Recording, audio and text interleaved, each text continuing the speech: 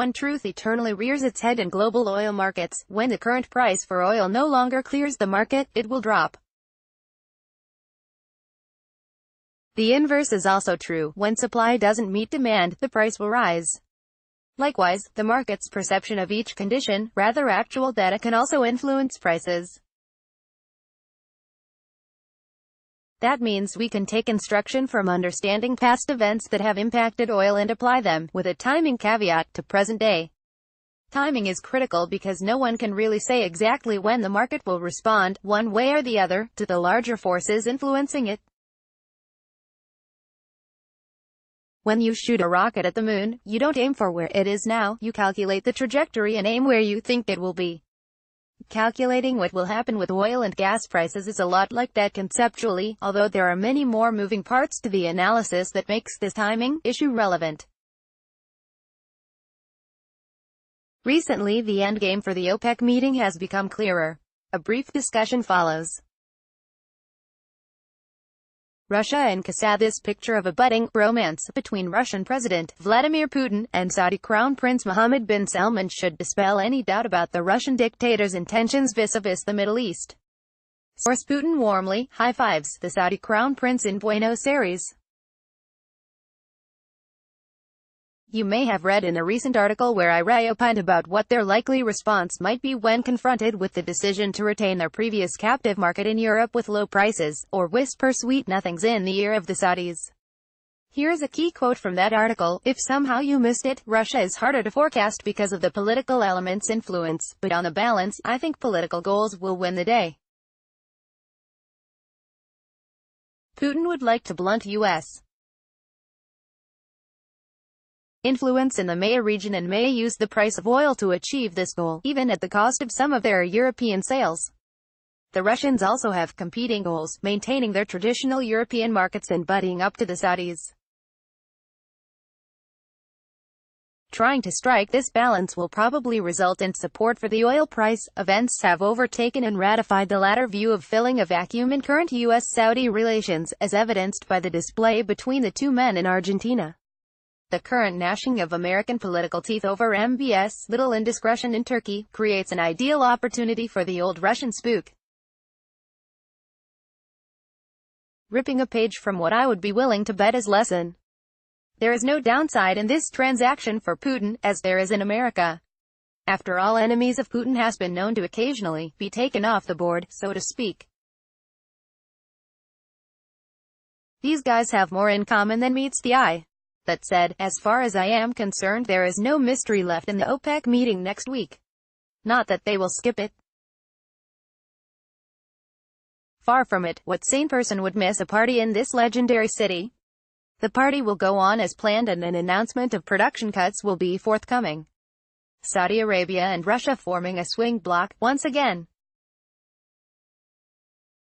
A trip back to 2015-16. The world was awash in oil thanks to KSA's 2014 decision to flip 180 degrees on their multi-year tradition of defending oil prices and go instead for market share. Over the next year and a half, they filled up every canoe and tea kettle on the planet, and the price plummeted, and plummeted. With WTI bottoming in February of 2016 at $26 and change. The Saudis were now getting so little revenue from their primary source of income that imperial economic initiatives were being threatened. So, in late 2016, they called a meeting that resulted in the withdrawal of about 1 million barrels a day from the market. And something also happened that hadn't happened since 2001. The Russians joined in.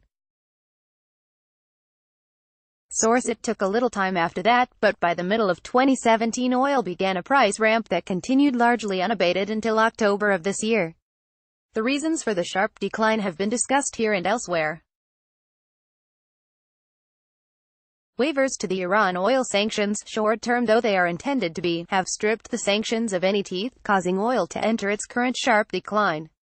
So, wrapping this section up, the warmth of the greeting between MBS and his best buddy in the entire world is more than symbolic. After buying off on the U.S. insistence that they must ramp up production in the face of the coming severe sanctions on Iran, only to have the rug and the oil price pulled out from beneath them. The Saudis can be forgiven for looking for a new set of friends. One of the things that worries me about the nationalistic point of view so often expressed by our current president, it is that we don't live in a vacuum. We need friends in the world, however grim they may be in reality, who feel they can rely upon us to consider their interests as well. It is pretty well known that the Saudis need the price for Brent in the middle $80s to balance their books. We're a long way from there currently. This is a fact that gets no recognition seemingly from the administration. We live in a connected world. This little trick we played on the Saudis will come back to haunt us in ways we can't really predict at this point. For the record, I think much of American trade policy is directed toward China is right on target. I hope we stay the course we've set upon with them. Russia is a bad actor and has committed numerous misdeeds in recent years. Whether they will ever be truly called to account for Crimea remains to be seen. But, in terms of impact on the U.S., they pale in comparison to the economic and military threats posed by China. Summing up this section, it is safe to say that the fabric of the trust that has existed between the U.S. and Saudi has been pretty well trampled by the waivers on Iran. I know how I'd feel in their position.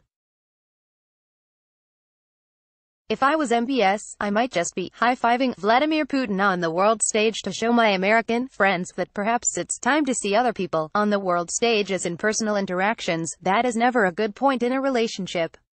Where do we go from here? I don't seriously expect the U.S.-Saudi relationship is going to be irreparably damaged. We have too much in common in terms of the stability of the Middle East region for that to happen. I think cooler voices will prevail in terms of sanctioning KSA over the murder of Khashoggi. But the relationship will likely be different, perhaps a little more tense. We have opened the door to the Great Russian Bear, and we're going to have to deal with the consequences of our actions. Over the short run, assuming that I am correct, and we get a significant production cut next week, we will have to wait for the world to sop up some of the excess oil in floating storage. We have had 10 weeks of steady crude builds that will have to be worked off. Nor do we yet know how quickly the cuts will be implemented. We will also have to see how long it takes for the shale frackers modify their behavior in the face of $50 oil. We haven't seen any signs so far, with a few rigs continued to be added each week. At some point the frackers will wake up and determine that oil at $50 doesn't go as far as oil at $75 and tap the brakes just a hair. We are also due for a seasonal pause in some of the U.S. northern areas, as winter takes a bite out of drilling activity. In practical terms, we will probably be well into the first quarter before we see any impact from OPEC production cuts. However, once we do, it will be like June of 2017 all over again, and the price of oil could strongly respond to the upside. By David Messler for oilprice.com or top reads from oilprice.com.